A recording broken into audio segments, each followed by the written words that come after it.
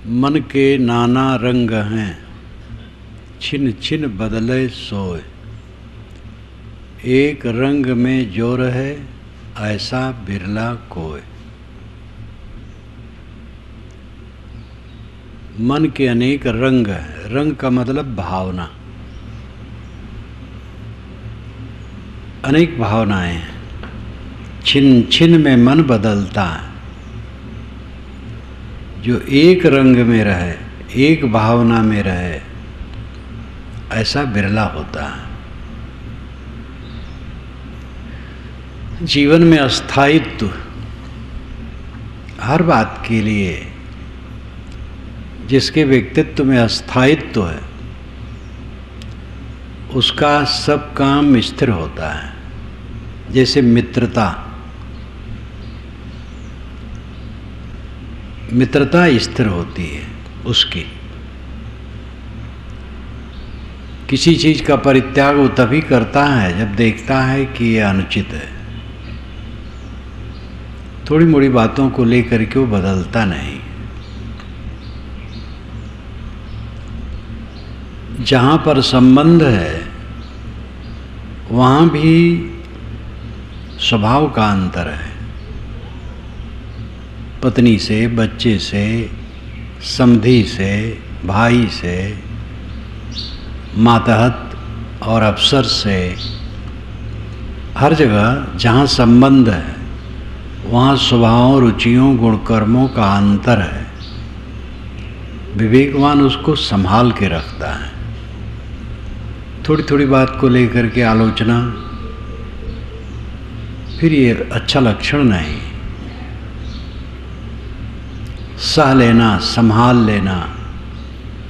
कुआं अपनी छाया अपने से बाहर नहीं ले जाता है।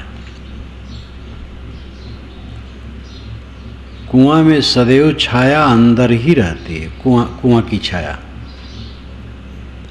विवेकवान संभाल करके अपने व्यवहार को रखता है। पति पत्नी में कुछ खटपट हो जाए और गांव वालों को बुला करके पंचायत करो, कितनी नक्कटाई है। अपने में संभालना चाहिए। त्रुटियां होती हैं, स्वभावों का अंतर होता है और स्वभावों के अंतर में भी त्रुटियां प्रतीत होती हैं। त्रुटियां न भी वो हों तो त्रुटियां लगती हैं। सब जगह गंभीरता की जरूरत है। विदेश में, यूरोप, अमेरिका इत्यादि में विवाह बहुत टूटता है। अब भारत में भी टूटने लगा है। शिक्षित लोगों में ज़्यादा होने लगा है, लेकिन अभी उस ढंग का नहीं है। फिर भी टूटन शुरू हो गई। भारतीय परंपरा में विवाह को अस्थाई माना गया, छोड़ना नहीं। अब किसी को ज्ञान वैराग्य हो, बात अलग है, वो किसको होता है। कहीं लाखों में किसी को हुआ। एक को छोड़ करके दूसरा पकड़ना ये उचित नहीं माना गया है। तलाक का कानून बना है, उसकी आवश्यकता थी।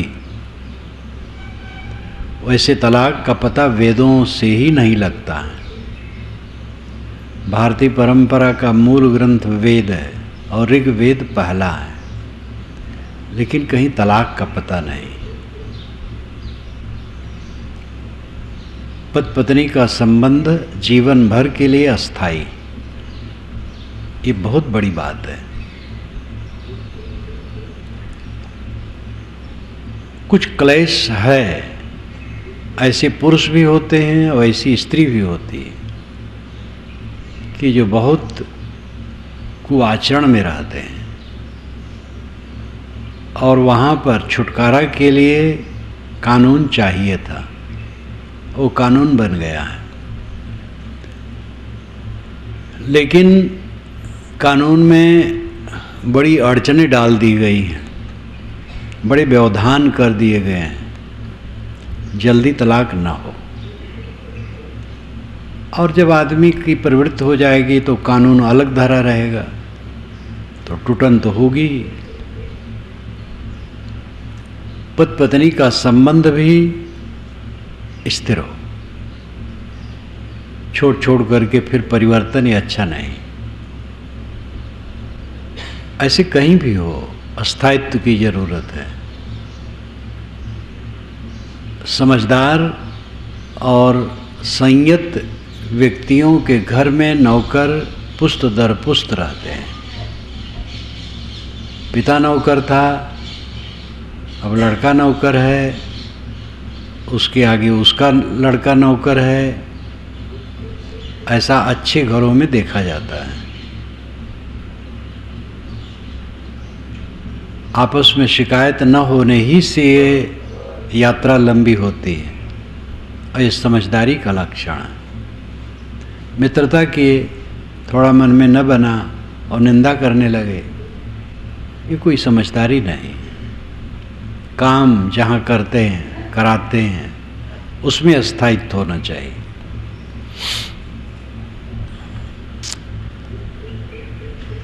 जहाँ से काम करावें करें, वहाँ से स्थायित्व हो।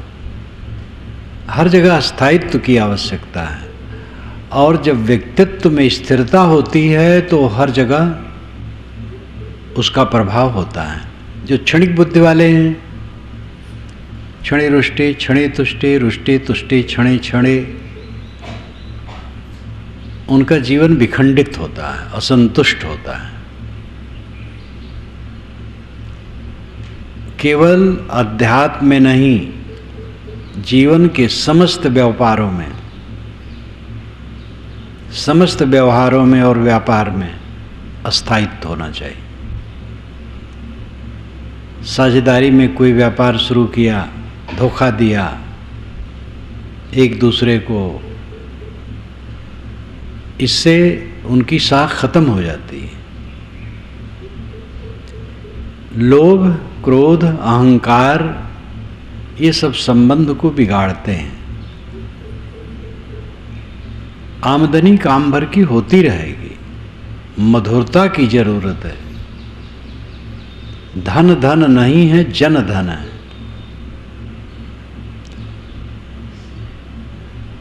चाहे पार्टनरशिप हो, चाहे परिवार का हो, चाहे संबंधियों का हो, चाहे किसी का भी संबंध हो, ये समझना चाहिए कि जन धन है, धन धन नहीं। जो हमारे पास लोग हैं वह धन है, वह संतुष्ट रहें। धन आता जाता रहता है, धन बहुत है, और जिस संबंध में हम रह रहे हैं उस संबंध में कटुता है, तो धन क्या करेगा? जी जलता रहेगा। एक युवक का पत्र मेरे पास आया, विवरण दिया सब घर का, खूब धन बताया, और कहा महाराज आपस में हम लोगों को बड़ी कटुता है, एक दूसरे को देखना नहीं चाहते, सुनना नहीं चाहते। तो मैंने उनको लिखा कि भाई तुम्हारे पास कुछ नहीं, धन क्या करेगा? कम धन में सुखी देखे जाते हैं जो परस्पर प्रेम से रहते हैं, और अधिक धन में जलते रहते हैं अगर परस्पर प्रेम नहीं है तो हर जगह अस्थायित्व की जरूरत है। ऐसे साधना के क्षेत्र की बात है। कितने गृहस्थी में लोग हैं जो भक्ति शुरू किए बड़े जोर से और ठंडे हो गए, फिर उस सत्संग में जाने बंद कर दिए, ग्रंथ पढ़ना बंद कर दिए। ऐसे भी होते हैं जो आलोचना में लग जाते हैं। तो ऐसे तो कम होते हैं आलोचना में लगने वाले, तो जिसकी बुद्धि खराब हो जाती है वो संतों की आलोचना करेगा। लेकिन ये ज़्यादा हैं कि ठंड हो जाते हैं, ऐसे साधना मार्ग में जो बिल्कुल त्याग करके आते, उनमें भी देखा जाता है। पहले आते हैं, जैसी उनकी लगन रहती है, विरभावना रहती है, वो ठंडी हो जाती है। सामान्य सद्गुण सदाचार में संतोष कर लेते हैं। गृह त्याग करके जो आएगा, चोरी करने की जरूरत नहीं, झूठ बोलने की जरूरत नहीं, पर स्त्री इत्यादि क्या, तो ब्रह्मचारी ही है, किसी से संबंध नहीं, सदाचार से रहता है, सद्गुण है, मोटा मोटी जीवन सदाचार में, बस इतने में संतोष। तो प्रगति नहीं हो सकती। जन्म जन्म की जो वासनाएं हैं, देहाध्यास है, इसको उखाड़ने की जरूरत है। इसलिए गहराई से साधना में लगने की जरूरत है। कोई हो, गृहस्थ विरक्त, सबके लिए आवश्यक है। और एकरस साधना में लगने की जरूरत है। निष्ठा में परिवर्तन सिद्धांत का परिवर्तन कर देता है, रहनी का परिवर्तन कर देता है, मन क्षणभंगुरता की धारा में बहने लगता है।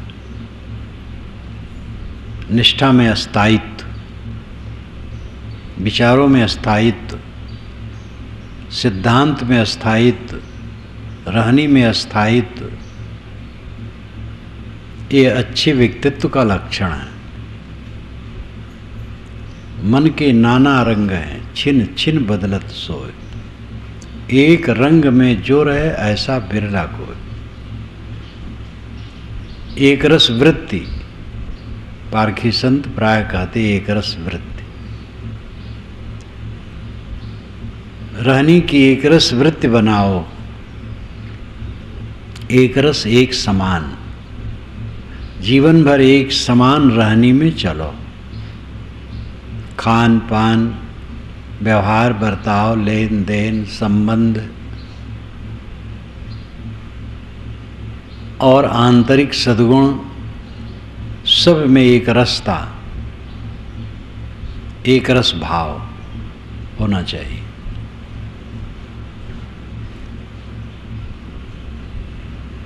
हीरा के विषय में सद्गुरु ने बताया है, हीरा सोई सराहिए सहे घनन की चोट, कपट कुरंगी मानवा परखत निकरा खोट। हीरा वही प्रशंसनीय माना जाता है जो घनों की चोट से है। और हीरा वालों से मैंने पूछा तो उन्होंने बताया कि सच है। गुजरात में, सूरत में प्राय हजारों लोग हीरा पर काम करते हैं, हीरा की घिसाई।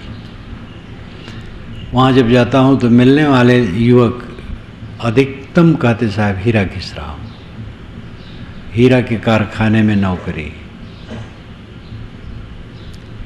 उसके मालिक भी मिलते हैं। एक बार तो एक जौहरी ने 2 पसर हीरा लाया हमारे सामने, उसी घर में मेरा निवास था। दोनों हाथों में 2 पसर हीरा लाया, एक तराशा हुआ, एक गैर तराशा हुआ। तो तराशे हुए हीरे तो एकदम झलकते थे। 56 पहल हीरों में होते हैं, शायद कुछ में कम बनाते हूँ। 56 पहल, छोटे छोटे हीरों में तो शीशे से देखना पड़ता वो पहल। और जो तराशा नहीं था वो तो लगता था काई लगी हुई पत्थर के टुकड़े हैं, लेकिन वो जानता था कि हीरा है। उसने बताया तराश देने पर 10 गुना दाम बढ़ता है। अगर कच्ची स्थिति में 10,000 दाम है तो तराशने पर 1 लाख हो जाता है। और उसने बताया कि घन पर, निहाई पर रख करके घन से मारें तो टूटता नहीं, या तो घन में धंस जाएगा या बिछल करके गिर जाएगा। ये उसकी विशेषता होती है। वैसे है वो कार्बन, राख है। कलकत्ता में एक सज्जन, उसके विशेषज्ञ ने मुझे बताया, आपकी बार याद तो नहीं है, कितना तापमान बताया, कितना वजन बताया, इतने वजन से दबा दिया जाए तो राख हो जाएगा। लेकिन हीरा कठोर होता है, वो घन से टूटता नहीं। साहब ये तो उदाहरण देते हैं। हीरा से अर्थ यहाँ है मनुष्य। मनुष्य वह है जो टूटे ना, जो टूट जाए वो कच्चा है, खीरा है। हीरा खीरा में बहुत फर्क है।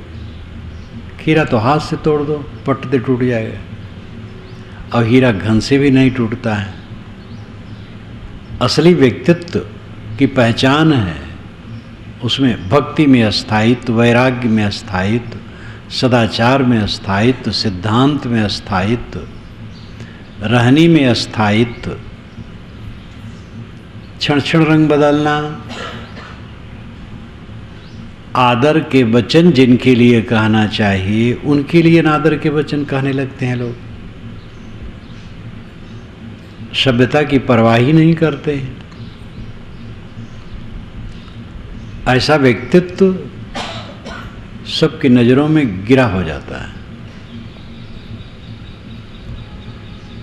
हीरा सोई सराई सहे घनन की चोट, कपट कुरंगी मानवा परखत निकरा खोट। मनुष्य वह प्रशंसनीय है जो घनों की चोट से है। घन है आपत्ति विपत्ति, प्रतिकूलताएं। कोई देहधारी बच नहीं सकता है प्रतिकूलताओं से। संसार ऐसी जगह है कि यहाँ विपरीतता आना स्वाभाविक है। जहाँ बहुत अपना माना जाता है वहाँ ही ज़्यादा आता है, संबंध में ही आएगा, बाहर थोड़े आता है। दशरथ को पीड़ा हुई कैकेयी से जो बड़ी प्रिया थी, और उधर राम से वे प्रिय थे। तो राम ने कष्ट तो नहीं दिया, लेकिन उनके वियोग में उनको कष्ट हुआ, और कैकेयी के दुरुपयोग से कष्ट हुआ। दोनों में उनका मोह ज्यादा था।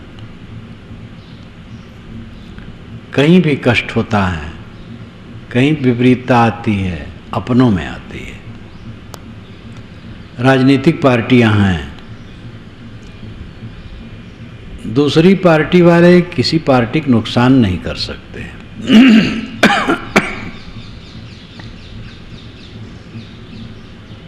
हल्ला गुल्ला कर लें, अपनी पार्टी वाले अपनी पार्टी का नुकसान करते हैं, भीतर घात।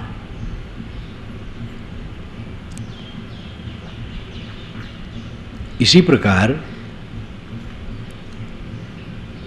अपने घर वाले अपने घर का नुकसान करते हैं, दूसरे घर वाले आपके घर का नुकसान नहीं कर सकते।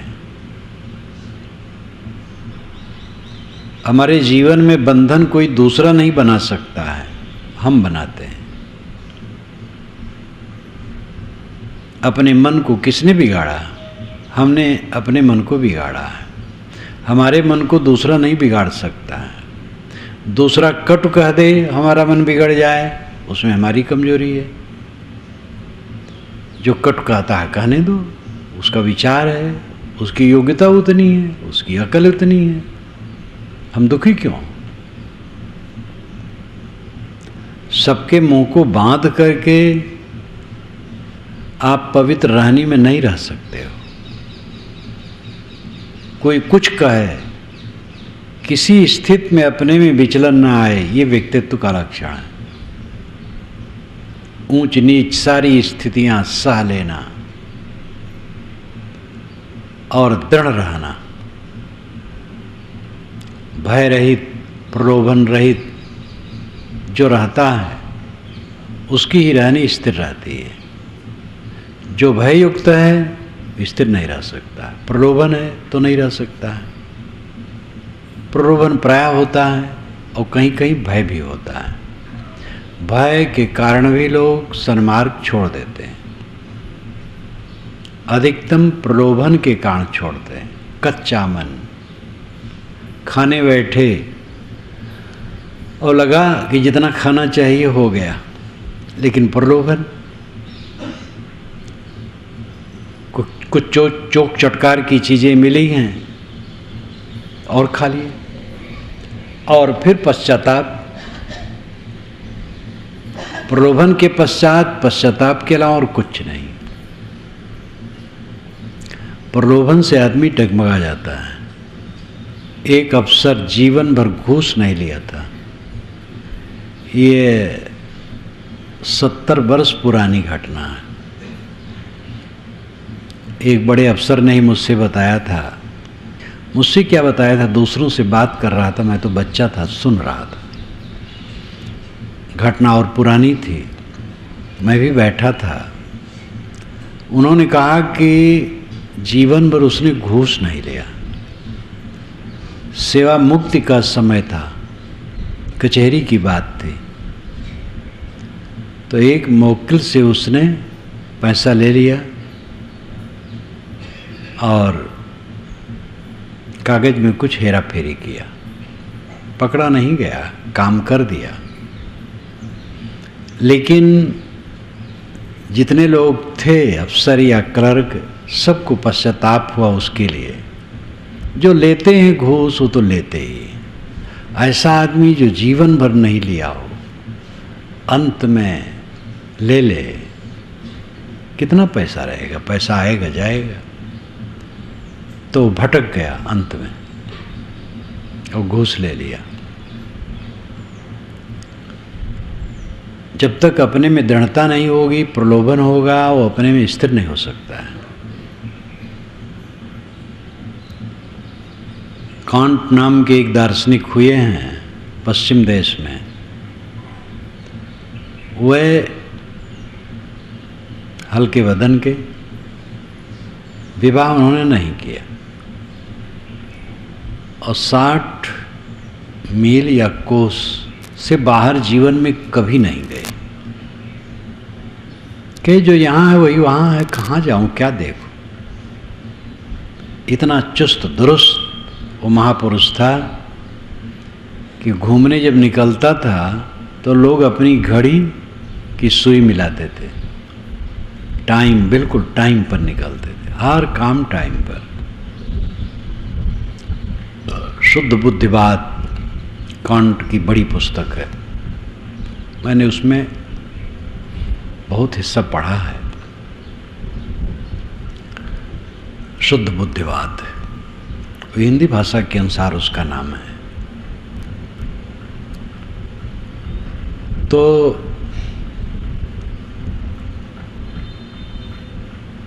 वह महापुरुष प्रमाण के रूप में रहा जब तक जीवन उसका रहा। हर बात प्रमाण लोग मानते थे। हमारे जीवन में एक रास्ता, एक स्थिरता होनी चाहिए। साधना में लगो,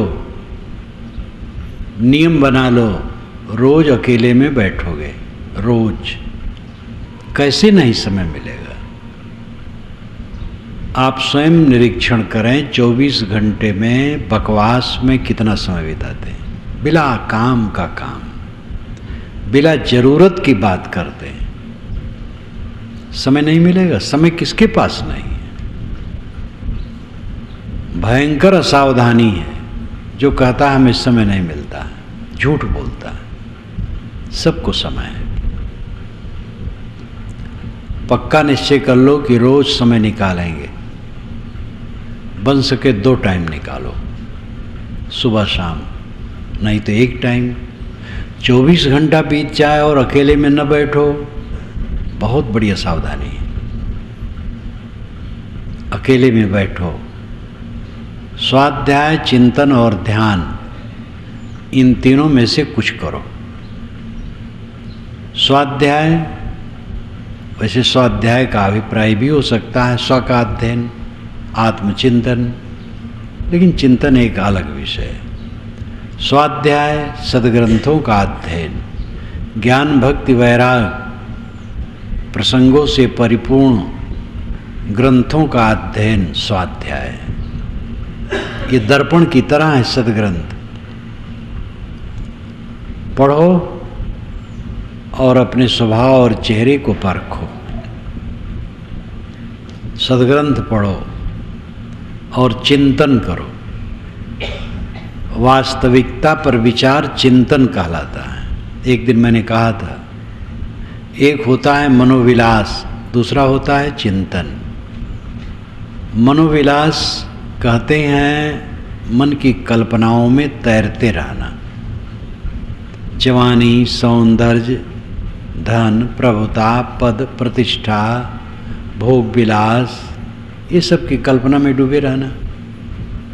बूढ़ा ही है लेकिन जवान बना है, मन से कल्पना कर रहा है। झोपड़ी में है, महल की कल्पना कर रहा है।